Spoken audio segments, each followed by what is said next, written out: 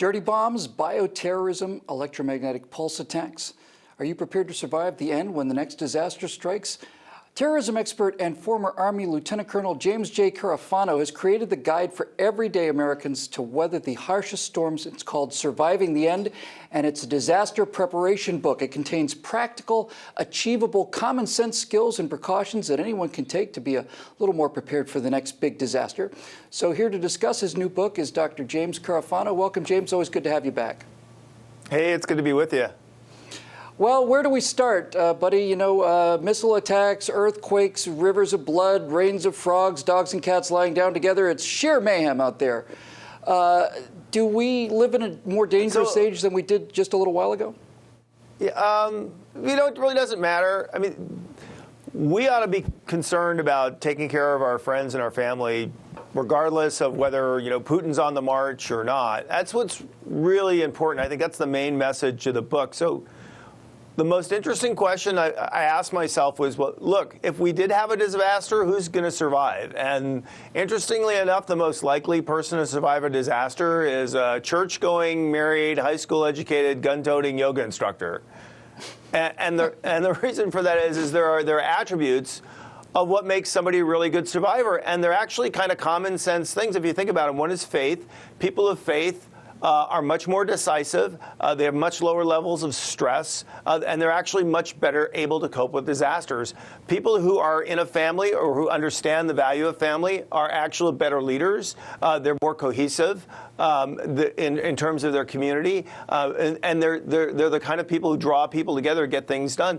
Look, I went through all the science of what do you need to know about all the stuff you just mentioned, dirty bombs, missiles, whatever, and it found out if you have a good high school education, which maybe isn't the easiest thing to get, but if you did, you really know all the science you need to know to make the logical, rational decisions to keep you and your family based. And you have to be healthy.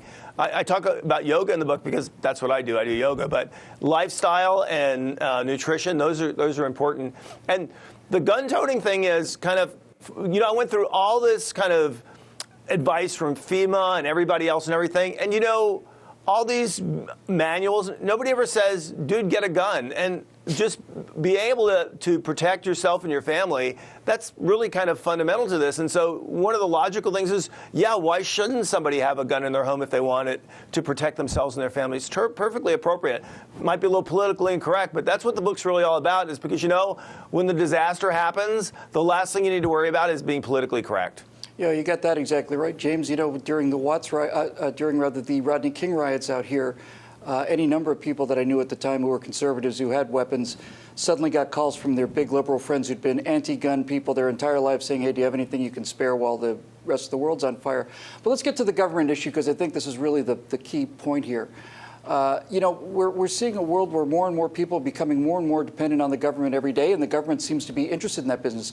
But it's unlikely that the government will be able to save you during a major crisis.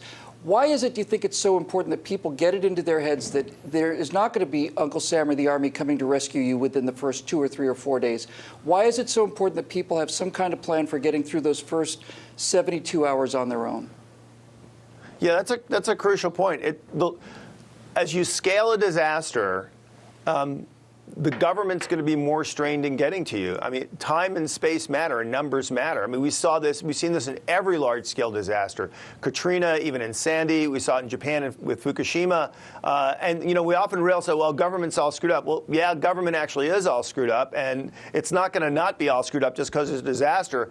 But then when you scale on top of that, the magnitude of the problem, the reality is people just kind of need to be able to take care of themselves. I think that's one of the fundamental messages of the book. But the other is it is so incredibly doable. But there's another point in there as well, is if you listen to the government and you do all the things that the government says, which is, let us tell you how to educate your children. Let us be dependent on us for a job. Let us tell you how to live your life.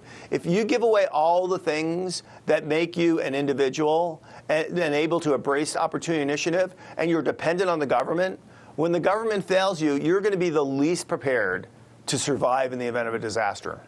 So you're basically saying that this is essentially a large-scale version of what a lot of gun rights advocates say, and that is when seconds count, the police are only minutes away. When minutes count, the government's only days away. You talked about the importance of good health, but let's talk about the kind of person who you think would survive a major catastrophe, a serious catastrophe, expanded over a large area. It's a lot to do with independence. You mentioned faith and the ability to make decisions. Can you briefly go over those 5 foundations? And it sounds to me, James, what you're really talking about is mental toughness.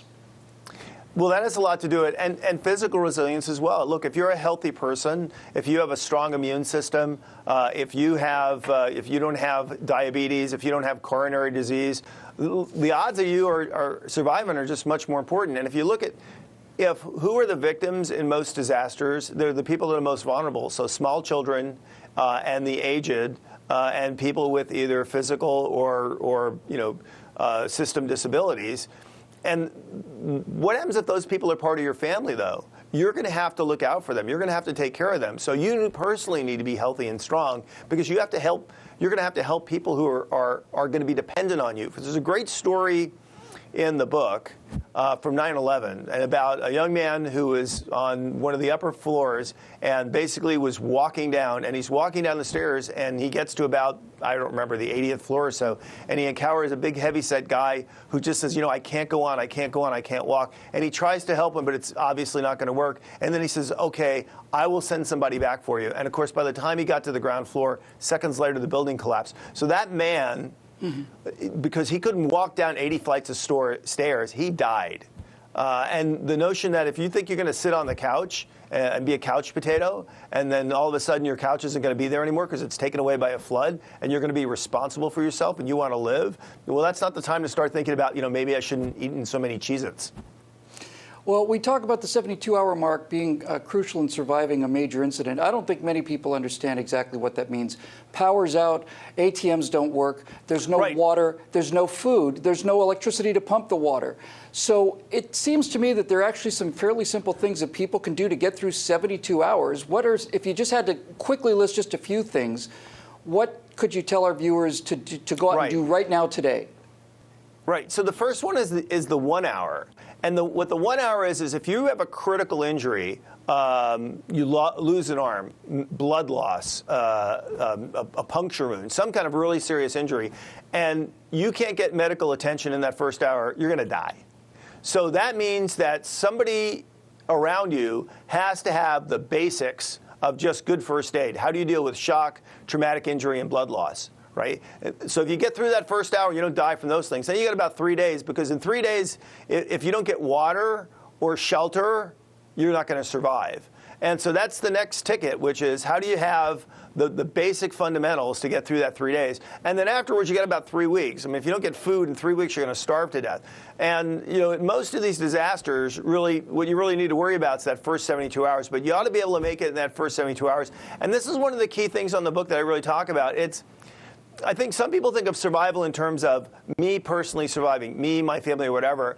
What we found is what makes you more likely to survive is not detaching yourself from community, not jumping in the station wagon and driving and living in the mountains. It's really being a good member of your community and working within your community to make sure you as a group survive. Because the odds are, no matter how poor a community is, if it is confident and coherent in facing a disaster, even under the worst conditions, you're going to be able to get through 72 hours. Good example of that in the book is we talk about the Vietnamese community in New Orleans, which came through very, very well, in large part because they're a very, very cohesive community. And when they knew they had to evacuate the city, they went out and they said, well, who really needs to leave? And they made sure that the family members and the members of their community that couldn't weather 72 hours, that they were on a bus and they were headed somewhere. And more importantly, that they talked to Vietnamese people in surrounding communities to make sure there was somebody there to meet them and take care of them. And the people that stayed behind, who looked after their property and kind of told them what was going on, when it was safe to come back, they made sure together that they could take care of themselves and each other. So that's the kind of stuff the book really goes into. Let's talk finally, before we close today, about why people just don't seem to prepare for disasters. I kind of call it the Challenger effect, because when the Challenger exploded, we found out that several flights prior to the explosion, they had burn-throughs on the O-rings on the solid rocket boosters, and it didn't blow up that day, and it didn't blow up the next time, so it probably won't blow up today. Saw the same thing with Columbia, where the foam came off of the tank and hit the orbiter, and it didn't destroy the orbiter, and it didn't, and it probably won't this time.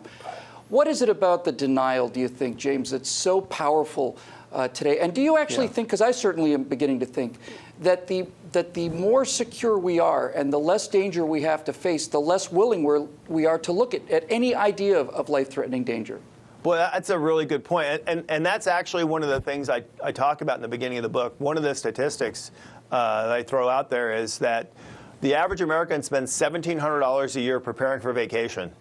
They spend virtually nothing preparing for a disaster. So think about that, is they'll spend $1,700 to go have a mediocre week at Disney World, and spend a lot more money and wind up yelling and screaming at the kids. But to make sure that the people that they love and the things that they've worked their whole life for, that they're still standing after an earthquake or a fire or a flood, they'll spend on average nothing to get ready for that. And well, why is that? And that is something I talk about in the book. One of the things you mentioned is exactly right. People think it's just not going to happen to me. But and I talk about this in the book. You go through the scales and the scale of disasters and where disasters happen, and it's full of all kinds of people who thought nothing will ever happen to them. But the other is this kind of culture of dependency, where our government is consistently telling us, we'll take care of you. You should be depending on us. We'll be there for you. And what that does is it creates this environment of complacency. So you add up all those things, and it leads to this incredible fact that there are actually very, very simple things we can do. We don't have to have a basement full of freeze-dried beef and a 50 caliber machine gun and a bomb shelter to survive. There's very, very simple things that we can do. It actually has nothing to do with wealth.